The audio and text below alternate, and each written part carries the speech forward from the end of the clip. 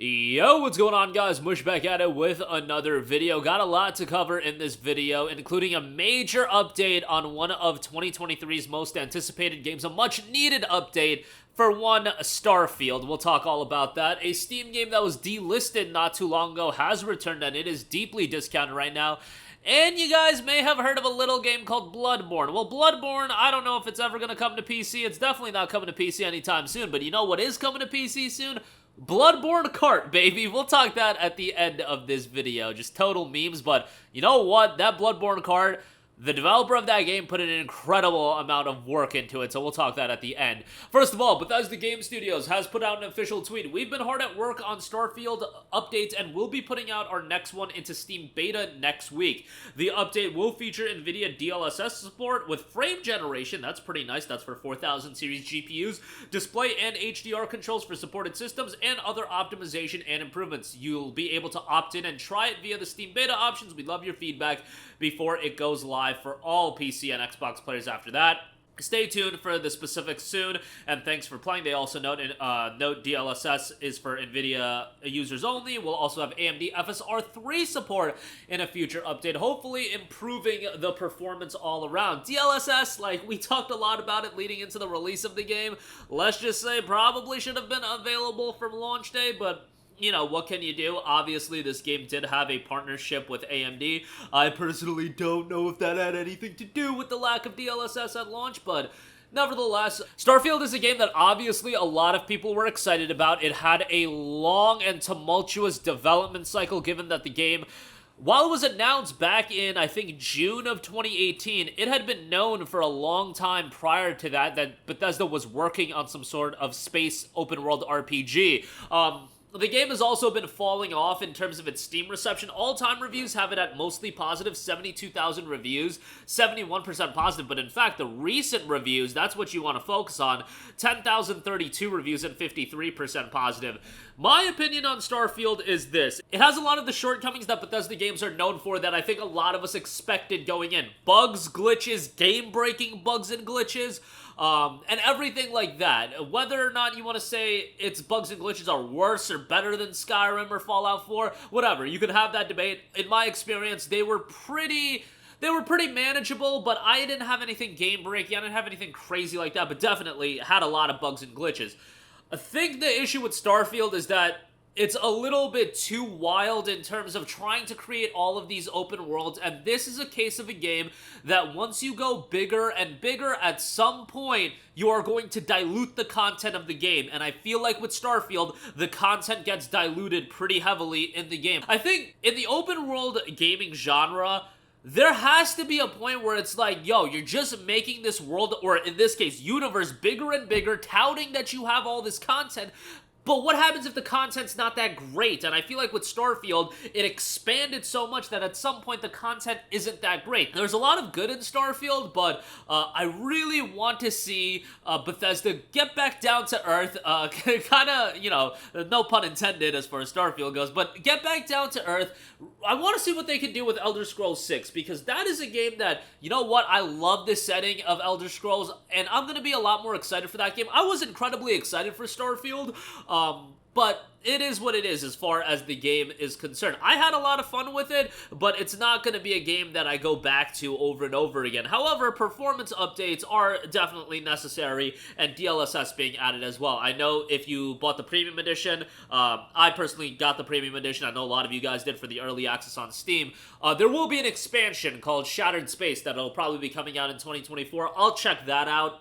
But also, I heard a lot of rhetoric going into the release of Starfield that people were like, oh, the game just gets going once you get to New Game Plus.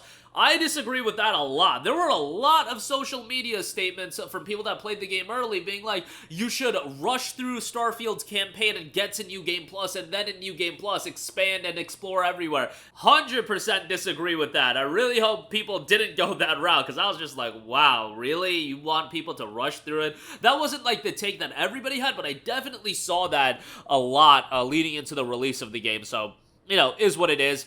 I'm not going to say that the game was a colossal disappointment. I think people had tempered expectations just because Bethesda, like, let's be real, Fallout 4 wasn't a game that everybody loved. Fallout 76 wasn't a game that everybody loved. Like, Bethesda, the last time they truly put out a game that everybody loved, wasn't it Skyrim? Like, it's been a long time since Bethesda put out a game that really was universally praised, and Skyrim was, wait for it, 2011. We are in 2023, and guess what? Elder Scrolls 6 probably won't come out until, 2028, 2029, somewhere around there at the earliest, and it'll probably be 2030, which is just wild to think about. The time between Oblivion and Skyrim, I think, was 6 years, and the time between Skyrim and Elder Scrolls 6 is going to be closer to 20 years. Like, just think about that for a second. But, what can we do about that? Moving on from that, Postal 3 has returned to Steam. It actually returned to Steam back on October the 13th with a post on its page. Months ago, Valve removed Postal 3 due to issues with DRM. Despite being a darker chapter in the series, people should still be able to check out the game if they want. We did what we could to make it happen. Featuring 100% less DRM and a couple less crashes for new and existing customers, Postal 3 is now back on Steam. They know changelog fixed crashes caused by DRM triggers, increased performance and stability by enabling multi-threaded and decreasing max decal limit, added Fat Gun DLC, added some missing files to suppress console errors, disabled closed captions by default, captions were never used anyway, added FGD from the Postal 3 SDK to ease map making. So Postal 3 was a pretty negatively received game. I mean, it's got a 24 on Metacritic, but it is available for $1.01 now.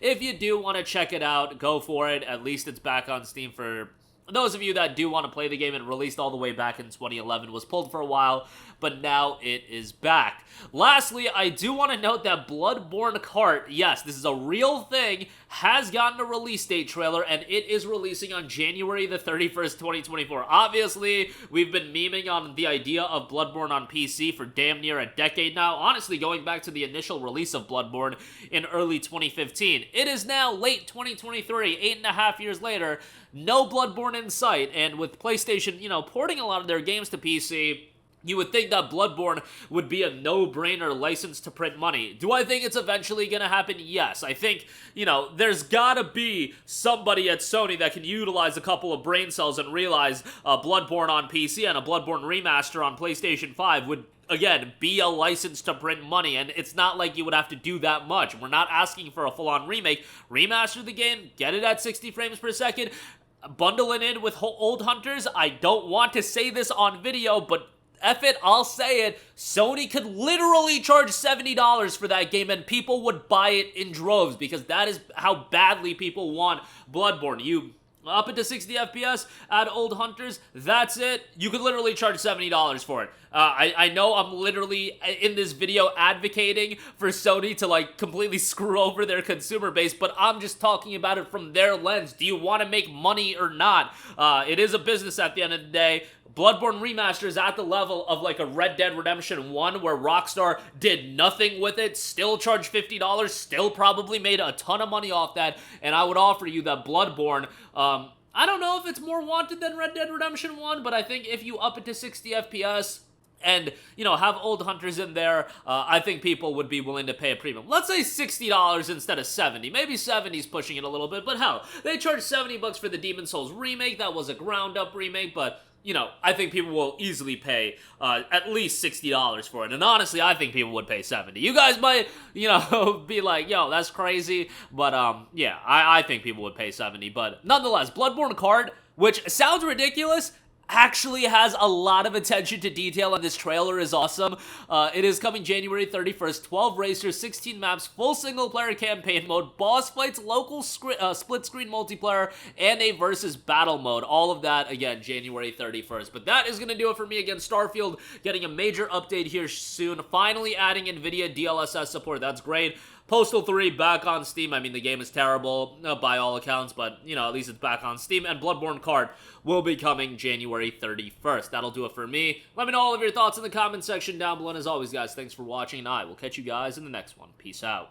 Hey, what's going on, guys? Mush here again. Hope you enjoyed the video. As you guys might know, YouTube's notification system is sometimes a little bit wonky, even if you're subscribed to the channel. Maybe you're not abundantly aware that I uploaded a video. To remedy that situation, make sure you hit the bell notification button. This way, whenever I upload a new video, and I try to upload as consistently as possible, you will be notified directly of the upload, and you can watch it as soon as it goes live. I would really appreciate it if you guys hit that button, so you can stay up to date with all of the content I'm posting. But as always, guys, thanks for watching, and I'll catch you guys in the next one. Peace out.